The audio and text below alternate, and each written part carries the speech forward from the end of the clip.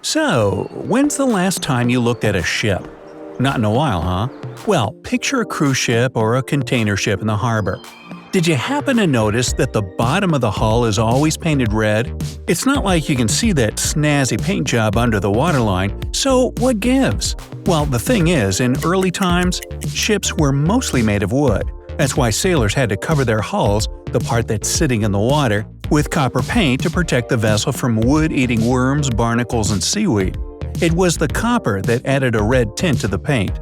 Thanks to this substance, ships could stay intact and wouldn't be weighted down by all the stuff that collected on the hull below the waterline. By the way, this muck not only impaired the vessel's structure, but also increased the drag.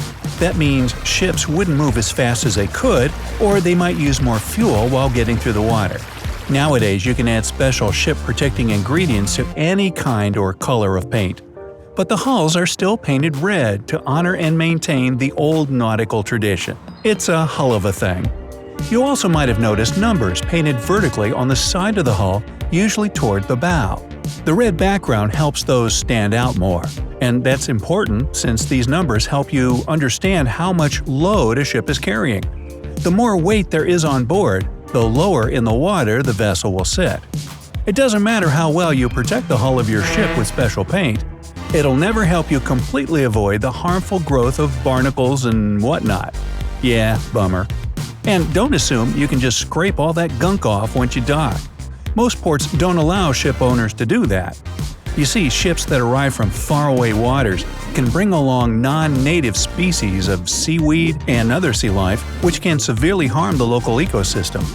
Let me know down in the comments what other unusual things about ships you've noticed or wondered. As for me, I've got plenty of other fun facts about gigantic cargo ships and cruise liners. Now, you might not know it, but almost 95% of all the world's cargo is transported by ship. All those goods you see at your favorite clothing, tech, and even grocery store? Yep, they probably arrived on a big boat. Right at this moment, at least 20 million containers are moving across the world. Now, unfortunately, 2,000 to 10,000 containers fall off the ships carrying them and get lost in the sea every year. That might be where your long-lost parcel is right now.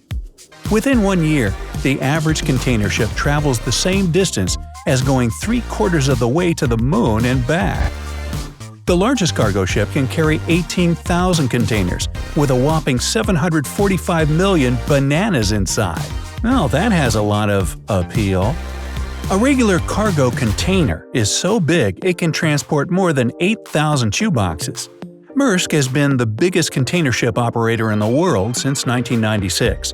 If you stack up just their containers alone, it would equal 7,530 Eiffel Towers. If you line these containers up, they go almost halfway around the planet. And if you loaded all the cargo they carry onto trucks, the traffic would stretch for more than 60 miles. Hey, let's try that. 1/3 of all ship crews in the world don't have any kind of communication with the outside world when they're out at open sea. And only 10% of sailors have free access to the internet. The shipping industry is one of the largest employers on the planet. More than 1.5 million seafarers work for it. A cargo ship engine is over 1,000 times more powerful than that of the average family car. At the same time, such a ship usually travels no faster than 26 miles per hour. Cruise ships are no speedier than cargoes. They only go about 23 miles per hour. Now I know why it takes them forever to get to the next destination. If you're afraid of heights, a cruise ship might not be for you, because these monsters are really tall. In fact, the biggest cruise ship can be as tall as a 16-story building. Cruise ships often perform rescue operations, so don't be surprised if the one you're traveling on stops to save a few fishers in desperate need of help. Such missions happen more often than you might think. Your cruise ship can get a distress call and change course to pick up stranded sailors, or it may just come across a damaged vessel.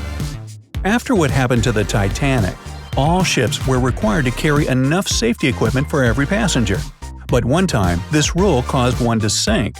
It happened in 1915 when the SS Eastland was traveling across the Great Lakes.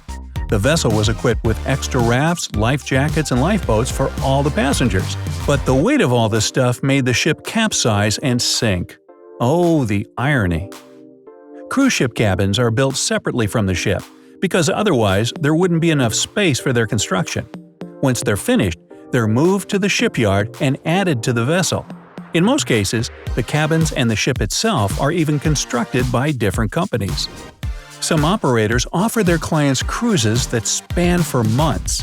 For example, there's a super long cruise that lasts 245 days and takes you to 6 continents, 51 countries, and 112 ports. Hey, count me in. If only I had $100,000 sitting around, and a lot of time off, and I didn't get seasick. Oh well. Cruise ship anchors are unimaginably massive, like 25,000 pounds of massive. By the way, that's the weight of 2 African elephants. No wonder they try to avoid dropping anchor if it's possible. Otherwise, it can really damage or even destroy delicate underwater ecosystems. Hey, speaking of anchors, is it true that Popeye the Sailor was the first anchor man? Weigh in down in the comments. Cruise ship cabin walls are made of metal, and the main reason is fire safety. But you can use it to your advantage, for example, by putting up magnetic hooks and clips. Well, that's clever. During a one-week cruise, a large ship uses 1,800 pounds of coffee, 9,000 pounds of lettuce, 45,000 eggs, and 20,000 ice cream cones. But what do they feed the people? A big cruise ship functions like a small city, and it even has a water filtration plant directly on board. So no need to worry about drinking the tap water next time you're on a cruise. Although there are doctors and nurses on cruise ships, if you have a dental emergency, no one will be able to help you out. Since there are no dentists on ships, you'll have to hold off until you get to the next port. Ow! If you've ever traveled on a cruise ship, you might know that the interior cabins aren't very exciting to stay in. But some cruise companies have found a solution to this problem by installing virtual balconies inside the rooms. These balconies show real-time images of what's happening outside your cabin. A nice detail is the view even coincides with your location on the ship. Cruise ships consume a lot of fuel. For example, a large vessel needs about 121,000 gallons of fuel for every day it spends at sea. They produce a lot of waste too, an average of 7 million gallons a year. There are cameras everywhere on cruise ships, but they're not just for security reasons. With their help, the crew can watch the activities on board and understand which ones are the most popular among their guests. Also, they can figure out the peak meal times or where people prefer to spend their time. Later, they analyze this information and decide how to best fulfill passengers' needs. The largest cruise ships have more than 2,000 crew members. On top of that, such vessels are incredibly expensive to build. They may cost more than $1 billion. Cruise ships are much larger than they seem at first sight. The truth is that the ship's hull, which, as you know by now, is located under the surface of the water, is as massive and long as the ship's visible part. By the way, unlike passenger cabins, the sleeping quarters of the ship's crew are also below the waterline, so you're unlikely to come across many crew members at night. Well now, it's time for me to weigh anchor, cast off, head out into the open sea, and probably barf over the rail. Hey, if you learned something new, then give the video a like and share it with a friend. And here are some other cool videos I think you'll enjoy. Just click to the left or right, and remember, stay on the bright side of life.